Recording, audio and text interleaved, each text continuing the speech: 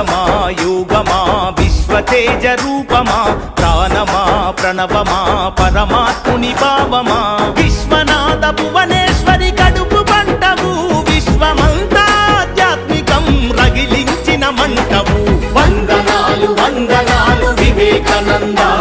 ఈ ధరిత్రిపై చెరపలేని జ్ఞానపునంద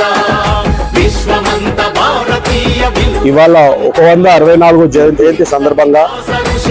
ఇవాళ వారికి నివాళులర్పించి పూలమాలలు వేసి ఇవాళ నివాళులర్పించి జరిగింది. వివేకానంద గారి ఆశయాలు ఎల్లప్పుడూ మనం కొనసాగించాలని కోరుకుంటూ ఆయన